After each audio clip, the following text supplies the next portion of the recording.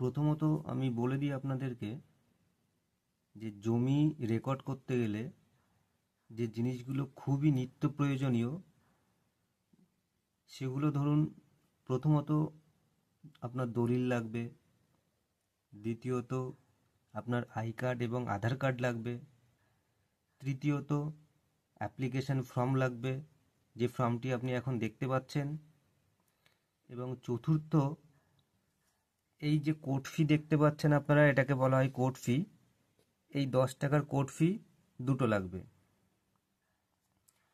অনেক ভিডিওতে আমি দেখেছি অনেকেই বলে, অনেকে বলেছে যে শুধু অনলাইনে অ্যাপ্লিকেশন করার পরে ফর্মটি নিয়ে গেলেই এবং ওর সঙ্গে আই কার্ড, আধার কার্ড, দলিলের জেরক্স নিয়ে গেলেই অফিসে রেকর্ড হয়ে যায়।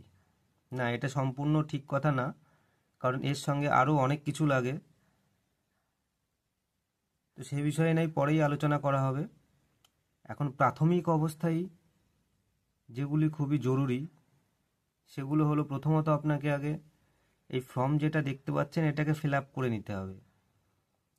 কারণ ফিল আপ যখন আপনি ফর্মটা করবেন তখন আপনার দলিলের সমস্ত ডিটেলস এই ফর্মের মধ্যে থাকবে, এবং আপনি যখন অনলাইনে অ্যাপ্লিকেশন করতে যাবেন তখন কিন্তু এই ফর্মটাকে স্ক্যান করে আপলোড করতে হয়। যে কারণেই ফর্মটা প্রথমত অবস্থায় ফর্মটাকে ফিল আপ করা খুবই জরুরি, এবং সঙ্গে আপনাকে দলিল রাখতে হবে।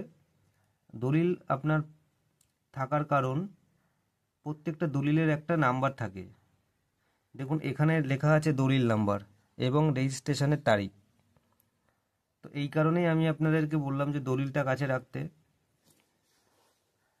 কারণ দলিলের নাম্বারটা এখানে বসাতে হয়, রেজিস্ট্রেশনের তারিখ লাগে, দলিল কি ধরনের দলিল, সেটা সেল ডিড না গিফট ডিড, কোন জেলা, রেজিস্ট্রেশন অফিসের নাম ইত্যাদি। তো চলুন মোটামুটি শুরু করা যাক। প্রথমত আপনাকে এই যে ফর্মটা দেখছেন এই ফর্মটা আপনাকে নিতে হবে। অ্যাপ্লিকেশন অনলাইনে করার আগে সবার আগে আপনারা অফলাইন অ্যাপ্লিকেশন করে রাখবেন। প্রথমত এই ফর্মটা নিয়ে নেবেন, এবং এই যে দেখতে পাচ্ছেন 10 টাকার কোর্ট ফি নিয়ে নেবেন দুটো।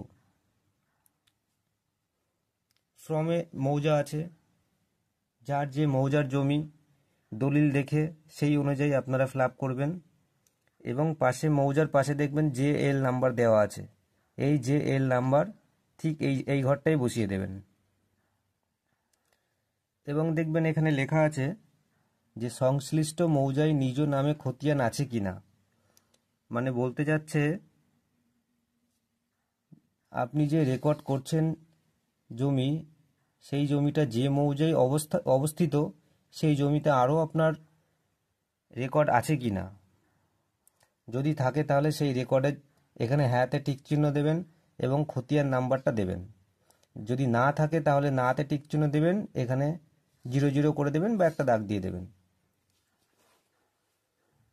এবার আসছে দরখাস্তকারীর ধরন, আপনি যে দরখাস্ত করছেন সেই দরখাস্তকারীর ধরনটা কীরকম, কিভাবে, গ্রহীতা নিজে নাকি আমমুক্তারনামা। এই আমমুক্তারনামা হচ্ছে আপনার পাওয়ার অফ অ্যাটর্নির বলে যারা নেয় তাদেরকে আমমুক্তারনামা বলা হয়। তো এখানে যেটা হবে সেটা আপনার ক্ষেত্রে যেটা হবে সেটা আপনি দেখে সেইভাবে টিক চিহ্ন করে দেবেন। এবার প্রথম নাম, আপনার যে নামটি হবে অবশ্যই সেটা দলিল দেখে নেবেন, দলিলে যে নামটি আছে সেই নামটি অবশ্যই নির্ভুলভাবে এখানে দেবেন, এবং পদবিটা সারনেম এখানে দেবেন। প্রথমটা কিন্তু শুধু নাম হবে, কোনো সারনেম হবে না। দ্বিতীয়টা আপনার সারনেম বা পদবি হবে। তৃতীয়টা আপনার পিতার নাম হবে, এবং যদি কোনো মহিলা অ্যাপ্লিকেন্ট হয় তাহলে সেক্ষেত্রে তার স্বামীর নাম হবে, এবং অন্যান্য এখানে একটা দাগ দিয়ে দেবেন। যে অ্যাপ্লিকেশন যে দরখাস্ত করছে রেকর্ডের জন্য, তার গ্রামটা এখানে লিখবেন, তার পোস্ট অফিস ডাকঘর এখানে লিখবেন, কোন থানায় অবস্থিত সেটা এখানে লিখবেন, কোন জেলা, এবং পিন নাম্বার। মালিকানা পরিবর্তনের ধরন, ক্রয়, দান, ইচ্ছাপত্র, বিনিময় সূত্র, অন্যান্য। দেখুন আমি আগেই একটা কথা বলেছিলাম যে আপনারা দলিলটা কাছে রাখবেন, আপনার দলিলের প্রথম পেজেই দেখবেন লেখা আছে আপনার যে দলিলটা তার কি ধরনের দলিল, সেটা কি ক্রয় করি কেনা দলিল মানে কবলা দলিল, নাকি দানপত্র দলিল, নাকি অন্যান্য। তো যেটা হবে সেটাই আপনি টিক মারবেন। দলিলের ধরন এই যেটা এখানে বললাম সেই একই জিনিস দেখবেন আপনার দলিলের ফ্রন্ট পেজে উপরে লেখা আছে, এখানে লিখবেন। তারপরে কোন জেলায় অবস্থিত সেই জেলাটা এখানে লিখবেন। সেই জেলার রেজিস্ট্রেশনের অফিসের নাম, কোন অফিসে রেজিস্ট্রেশন করা হয়েছে সেই অফিসের নাম এবং দলিলের নাম্বার। প্রত্যেকটা দলিলের ডান দিক কোণায় উপরের দিকে দেখবেন দলিলের নাম্বার থাকে, সেই দলিলের নাম্বারটা বসাবেন এবং রেজিস্ট্রেশনের তারিখ, ওই দলিলটা কত সালে রেজিস্ট্রেশন হয়েছিল সেই তারিখটা এখানে বসাবেন।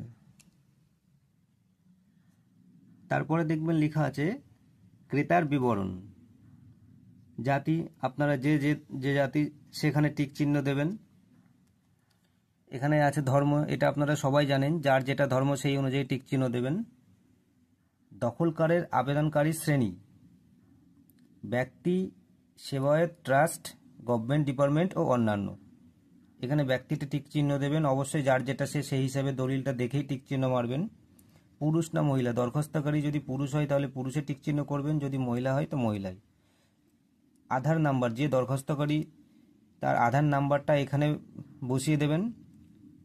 মোবাইল নাম্বার, দরখাস্তকারীর মোবাইল নাম্বারটা এখানে বসিয়ে দেবেন এবং সর্বশেষে এখানে একটা সাইন করবেন। আবেদনকারীর স্বাক্ষর, টিপসই বা বকলম, যদি সে বকলম হয় মানে টিপসই করে তাহলে বাঁ হাতের বুড়ো আঙুলে এখানে টিপছাপ দেবে এবং যদি সে সই করতে পারে তাহলে এখানে এই ওপরে সই করবে। এটা আপনার 2 নম্বর পেজ। 2 নম্বর পেজে আবেদনকৃত জমির তপশিলি পরিচয়। এই তপশিলি পরিচয়টা কি লিখবেন, মৌজা ও জেএল নাম্বার।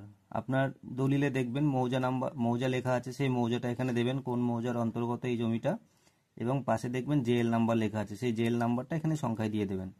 এল আর খতিয়ান নাম্বার, খতিয়ান নাম্বারটা এখানে দেখবেন আপনার দলিলে লেখা আছে, রেজিস্ট্রিকৃত দলিলে, সেই খতিয়ান নাম্বারটা দেখে এখানে দেবেন এবং এল আর দাগ নাম্বার, সেই দাগ নাম্বারটা দেখে এখানে দেবেন। দাগের জমির মোট পরিমাণ, দাগে বলতে যে দাগে আপনার জমি আছে সেই দাগে টোটাল জমির পরিমাণ কত, দাগে জমির মোট পরিমাণ, সেই টোটাল মোট জমির পরিমাণটা এখানে বসাবেন। এবং আবেদনকৃত জমির পরিমাণ মানে ওই দাগের মধ্যে আপনি কতটুকু আপনি আবেদন করছেন সেটা অবশ্যই আপনি আপনার দলিল থেকে সঠিকভাবে বসাবেন। রেকর্ড ও উল্লেখিত দাগের শ্রেণী, মানে ওই দাগে জমির শ্রেণী কি আছে, আউশ, আমন, ধানি, ডাঙা, বাস্তু, যাই থাকুক সেটা অবশ্যই আপনি দেখে সেখানে বসাবেন। তারপরে চলে আসলো যদি পিঠ দলিল থেকে থাকে তাহলে অবশ্যই সেখানে পিঠ দলিলের বিবরণ দেবেন, যেমন কোন জেলা, রেজিস্ট্রি অফিসের নাম দেবেন, দলিল নাম্বার দেবেন, কবে রেজিস্ট্রেশন হয়েছে সেটা দেবেন। এবার এখানে গ্রহীতা ও গ্রহীতাগণের বিবরণ, নাম, পিতা, স্বামী, অন্যান্য এবং ঠিকানা। তো এখানে কি লিখবেন সেটা আমি বলে দিচ্ছি। এই জিনিসটা অনেকে ভুল করে। এখানে প্রথমত দেখবেন দলিলে আপনার যার নাম আছে, আপনি যার কাছ থেকে কিনেছেন তার নাম এখানে দেবেন, তার পিতা নাম তার এখানে দেবেন। তারপরে সে তার যদি বাবা বেঁচে থাকে কিংবা তার যদি স্বামী থাকে কিংবা সেই হিসাব করে আপনারা দেখবেন, দেখে যেটা দলিলে আছে সেই অনুযায়ী এখানে সেটা দেবেন এবং তার সম্পূর্ণ ঠিকানা এখানে দেবেন। ঠিক একইভাবে আবেদনকারীর স্বাক্ষর বা টিপসই, আগের পেজে যেমন আপনি সই করেছেন ঠিক এইভাবে সেই একইভাবে এই জায়গাটায় সই হবে। আমি আগেই বলেছিলাম যে এখানে কোর্ট ফি লাগাতে হবে, দেখুন এখানে লেখা আছে 10 টাকার কোর্ট ফি। প্রথম পেজে একটা লাগাবেন এবং এই থার্ড পেজে একটা লাগাবেন। ডিক্লারেশনটা, ঘোষণাপত্র ঠিকঠাক করে দেখবেন, যে দরখাস্ত করছে যার নাম লেখা আছে প্রথম পেজে তার নাম এখানে দেবেন, তার পিতা, স্বামী, যাই হোক তার নাম, তার নাম এখানে দেবেন এবং তার ঠিকানাটা এই জায়গাটায় দেবেন। তার পোস্ট অফিস কী আছে সেটা এই জায়গায় দেবেন, থানা কী আছে সেটা এই জায়গায় দেবেন, জেলা কী আছে সেটা এই জায়গায় দেবেন। ক্লিয়ার? এবার এখানে কি লেখা আছে, যে আমি নিম্ন তপশিলে বর্ণিত প্লট অফ ল্যান্ডের নিবন্ধিতকৃত দলিল নাম্বার। দলিল নাম্বারটা হচ্ছে প্রথমে আপনি যখন অ্যাপ্লিকেশন করেছিলেন এইখানে এই যে দলিল নাম্বারটা, এই দলিল নাম্বারটা আপনি এখানে দেবেন এবং দলিলের রেজিস্ট্রেশন যে তারিখটা এটাও আপনি প্রথম পেজে পেয়ে যাবেন। এই যে রেজিস্ট্রেশন তারিখ, এই তারিখটা ঠিক দেখে সঠিকভাবে এখানে দেবেন। তারপরে চলে আসছে প্লট অফ ল্যান্ডের বিবরণ। প্লট অফ ল্যান্ডের বিবরণ এখানে কি দেবেন, জেলা, যার আমাদের যেমন উত্তর 24 পরগনা, যার যে জেলাতে যে অবস্থিত সেই জেলাটা সে এখানে দেবেন। থানা, থানা যার যেখানে পড়ছে দলিলটা দেখে নেবেন এবং যার যেখানে থানা সেই সঠিকভাবে এখানে দেবেন নামটা। RI অফিস মানে রেভিনিউ অফিসারের অফিস। এবার আপনার এই RI অফিসটা কোথায় সেটা আপনারা যদি জেনে থাকেন ভালো, না হলে আশপাশ থেকে জেনে শুনে তবে এখানে দেবেন। JL নাম এবং মৌজার নাম্বার। JL নাম্বার হচ্ছে প্রথমত প্রথম পেজে আমরা দরখাস্ত করার সময় বলেছিলাম যে JL নাম্বার এবং মৌজা নাম্বার, ওই JL নাম্বার মৌজা নাম্বার একই এবং এই JL নাম্বার সহ মৌজার নাম্বার এখানে লিখতে হবে। JL নাম্বারটা দেখে নেবেন এবং কোন মৌজায় অবস্থিত সেই মৌজাটা এখানে দেবেন। দাগ নাম্বার, এটা এলার খতিয়ান নাম্বার, এলার দাগ নাম্বার, মোট জমি করে নিচু জমি করে। এটা ঠিক সেম এই প্রসেসটা আপনার এর আগের পেজটায় আমরা করেছি। খতিয়ান নাম্বার যেটা আছে সেটা এখানে দেবেন। দলিল অবশ্যই দেখে নেবেন দাগ নাম্বার কি আছে, কোন দাগ নাম্বারটা সঠিকভাবে এখানে বসাবেন। অবশ্যই দলিলের তফসিল দেখে মোট জমি করে ওই দাগে টোটাল জমির পরিমাণ কত সেটা এখানে দেবেন এবং নিজ জমি করে আপনার আবেদনকৃত কতটুকু জমি আপনি রেকর্ডের জন্য আবেদন করছেন সেটা অবশ্যই এখানে সঠিকভাবে দেবেন। দেওয়ার পরে ঠিক একইভাবে এখানে আরেকটা সই করবেন। চলুন তাহলে এবার জেনে নেওয়া যাক কিভাবে রেকর্ডের জন্য অনলাইনে আবেদন করতে হয়। প্রথমত আপনারা এখানে সার্চ করবেন বাংলার ভূমি। ঠিক সার্চ করার পরে দেখবেন সবার প্রথমে চলে আসবে banglarbhumi.gov.in। এখানে ক্লিক করবেন। এখানে ক্লিক করার পর দেখবেন পেজটি রিডাইরেক্ট হয়ে বাংলার ভূমি পোর্টালে চলে এসছে। এই পোর্টালে চলে আসার পরে তারপরে আপনাকে লগ ইন করে নিতে হবে বা সাইন ইন করে নিতে হবে। তো চলুন তাহলে সাইন ইনটা করে নেওয়া যাক।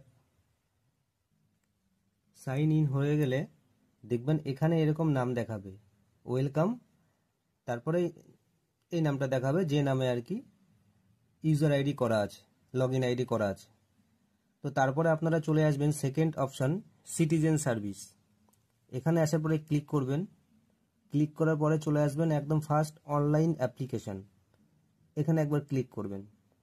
ক্লিক করার পরে এখানে দেখবেন দেওয়া আছে মিউটেশন অ্যাপ্লিকেশন, এখানে ক্লিক করবেন। এখানে ক্লিক করার পরে পেজটি খুলবে। খোলার পরে সবার প্রথম আপনারা ডিস্ট্রিক্ট সিলেক্ট করবেন। আপনাদের দলিলে দেখে নেবেন কে কোন ডিস্ট্রিক্টে অবস্থান করছেন সেই ডিস্ট্রিক্ট এখানে সিলেক্ট করবেন। ডিস্ট্রিক্ট সিলেক্ট করার পরে ধরুন আমি উদাহরণ জন্য একটু নিয়ে নিলাম নর্থ 24 PGS। তারপরে আপনি ব্লক সিলেক্ট করবেন। ব্লক সিলেক্ট করার পরে মৌজা সিলেক্ট করবেন। আপনাদের কোন মৌজায় জমিটা অবস্থান, মানে কোন মৌজার অন্তর্গত জমিটি সেই মৌজা এখানে সিলেক্ট করবেন। তারপরে চলে আসবেন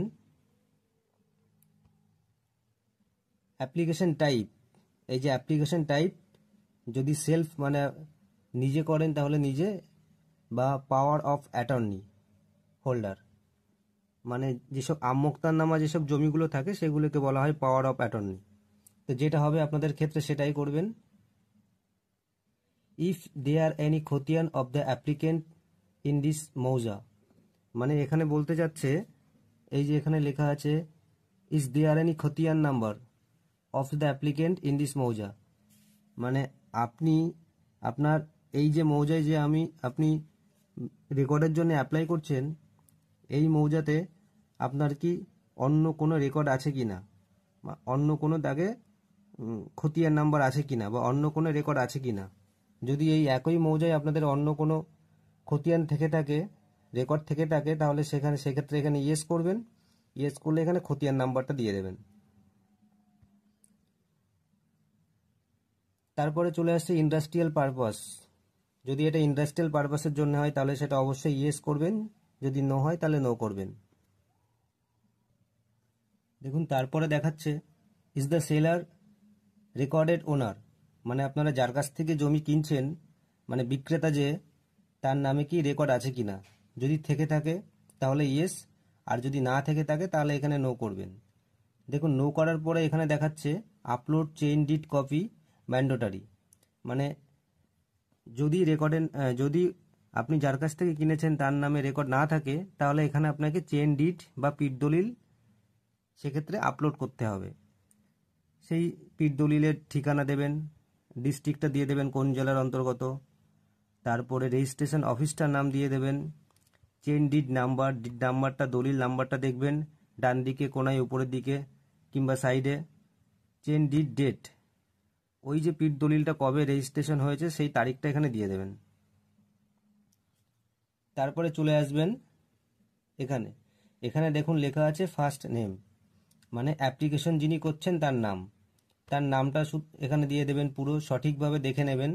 অবশ্যই ডকুমেন্টস দেখে এগুলো করবেন, আই কার্ড আধার কার্ড কিংবা দলিল সামনে রাখবেন, রেখে অবশ্যই সঠিকভাবে ফিল আপ করবেন। এখানে শুধু নাম দেবেন, সারনেম দেবেন না, শুধু নাম এখানে দেবেন, সারনেমটা এখানে দেবেন। সারনেম এখানে দেওয়ার পরে যদি তার পিতার নাম থাকে পিতার নাম দেবেন, যদি আপনার স্বামীর নাম থাকে স্বামীর নাম দেবেন এবং অন্যান্য। তারপরে ঠিকানা এখানে দিয়ে দেবেন, ঠিকানাটা কি আছে সেটা এখানে দিয়ে দেবেন। ঠিকানা এখানে দেওয়ার পরে থানাটা কোথায়, কোন থানার অন্তর্গত সেই থানাটা এখানে দিয়ে দেবেন। আর এটা অ্যাড্রেস 3 আপনার আছে, এটা অপশনাল। তারপরে আপনার এখানে দেওয়া আছে মোড অফ ট্রান্সফার, মানে জমিটির কিভাবে ট্রান্সফার হয়েছে, সেল বিক্রয় করা হয়েছে, গিফট দানপত্র করা হয়েছে, না উইল করা হয়েছে, নাকি এক্সচেঞ্জ করা হয়েছে, নাকি আদার্স, যেটা হবে আপনার ক্ষেত্রে সেটা দিয়ে দেবেন। যদি কেনা দলিল হয় তার ক্ষেত্রে অবশ্যই সেল দেবেন, যদি দানপত্র হয় তার ক্ষেত্রে গিফট দেবেন, যদি উইল হয় তাহলে উইল দেবেন। এবং সেখানে তারপরে আপনার এখানে চলে আসছে ডিস্ট্রিক্টটা কি আছে সেটা সঠিকভাবে দিয়ে দেবেন, কোন রেজিস্ট্রেশন অফিস থেকে সেটা রেজিস্ট্রেশন হয়েছিল সেই দলিলটা, তার ডিটেলসটা ওখানে দিয়ে দেবেন। এবং ডিড নাম্বার, যে দলিলের মাধ্যমে আপনারা রেকর্ডের জন্য অ্যাপ্লাই করছেন সেই দলিলের নাম্বারটা এখানে দিয়ে দেবেন। তারপরে ডেট অফ ডিড, ওই দলিলটা কবে রেজিস্ট্রেশন হয়েছিল সেই রেজিস্ট্রেশনের নাম্বারটা এখানে দিয়ে দেবেন। তারপরে দেখবেন এখানে সব অটোমেটিক্যালি ফিল আপ হয়ে গেছে। এবার এখানে আপনাদের কাস্ট দিয়ে দিতে হবে। কাস্টটা দিয়ে দেওয়ার পরে তারপরে চলে আসবেন এখানে জেন্ডার, যে দরখাস্ত করছে সেই জেন্ডারটা এখানে দিয়ে দেবেন। দেওয়ার পরে এখানে চলে আসবে রিলিজিয়নটা ঠিকঠাক মতো সেই এখানে দিয়ে দেবেন।